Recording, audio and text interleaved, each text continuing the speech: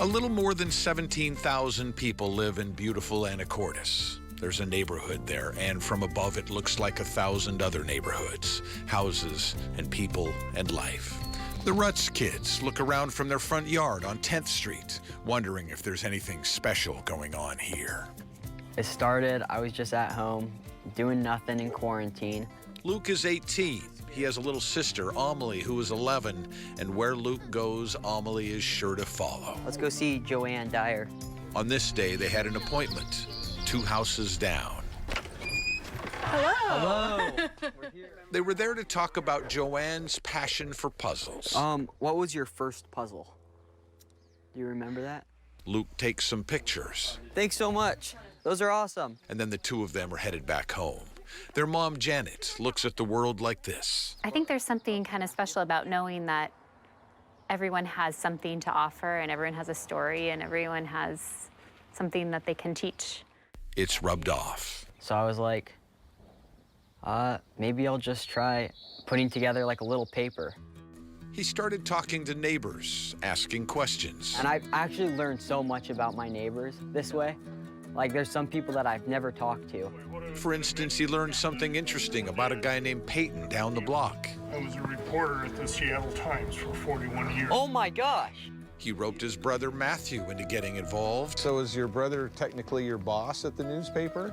Sorta, but I don't let him treat me like a boss. I'm my own boss, sorta. Amelie didn't take much coaxing. I like to deliver them. Luke learned to format on the computer, and a weekly neighborhood newspaper came to life. He named it the Quarantennial, and right under the name, he wrote, "Created during quarantine, born from boredom." Circulation for the inaugural edition was modest. I think we only did 10 at the start. Readers learned that Chris Parkinson was babysitting her grandkids more because of the coronavirus.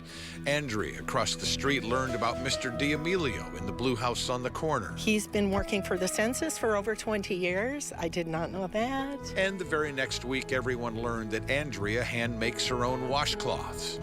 In the April 26th edition, 7-year-old Audrey Miller told a funny story about her dog Mabel. And there was breaking news about a water balloon fight linked, the article said, to prior snowball fights between inhabitants of the Miller and Salazar homes. This was the talk of the town. Dog seen wandering down alleyway. Young child with red hair heard yelling, "Go home, Garth." They constantly make fun of their dad in print, which may not be the best idea because Dad is the head of the printing department. Every week we go in to my dad's office where he prints them off, and we try to print, like 3 more than we need because he says, if you're not growing, you're dying. Circulation is up 200% in 4 weeks, all the way up to 30. Molly, let's go. He's a great kid and has made something kind of tiny, kind of special.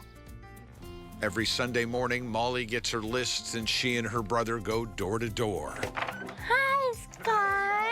Really, everyone who gets it is always thrilled, so. Another edition. We look forward to it every Sunday. It's nice, it's a good feeling. Hello. The neighbors, it just brings them joy. Hi, Molly.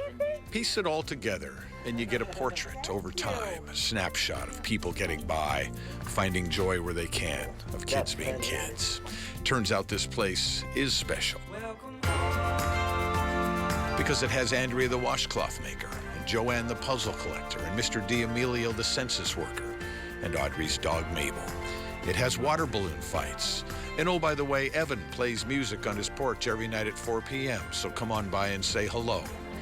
And it has the Quarantennial newspaper, put together by the Ruts kids, who somehow during strange times knew all along exactly what their neighborhood needed.